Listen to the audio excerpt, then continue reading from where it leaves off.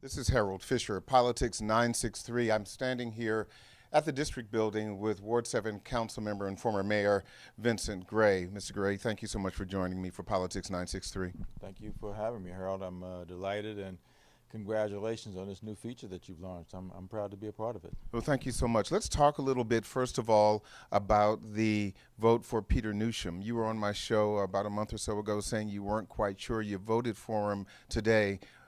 Why did you vote for him? Well, first of all, I had reservations, and when the markup was done in the Public Safety and Judiciary Committee, I voted present because I definitely had some reservations about whether Chief Newsham was the right person for the job. You know, he had made some statements that were things that I needed to clarify, and we had an opportunity to meet. We talked about what he had meant, and that was specifically about his statement that he thought my suggestion we needed more police officers. We needed to get our police officers back up to where they were, around 4,000, maybe up to 4,200.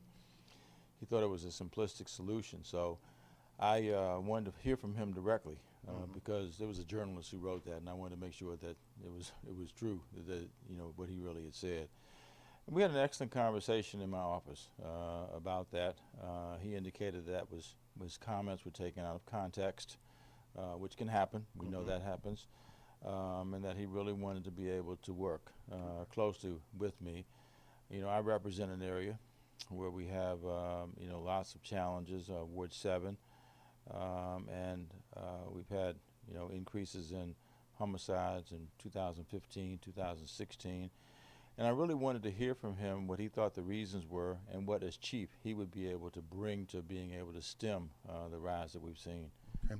Speaking of Ward 7, you've got a Ward 7 action plan, a lot to it. Briefly, tell me what's your vision for this Ward 7 action plan?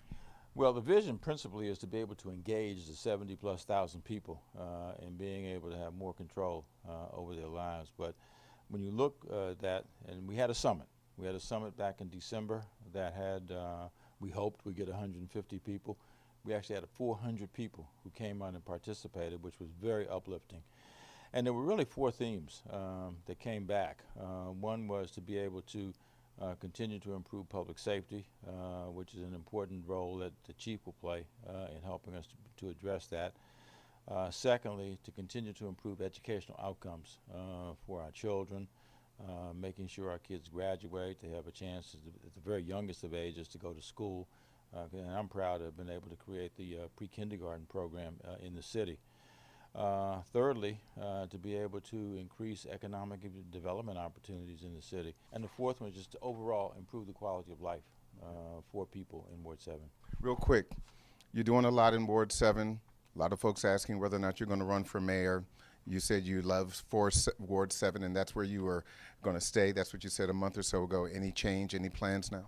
No, I don't have any plans at this stage to say I'm going to run for mayor. I get the questions every day. I probably get it a half a dozen or more times a day. And it's very exciting. It's very uplifting.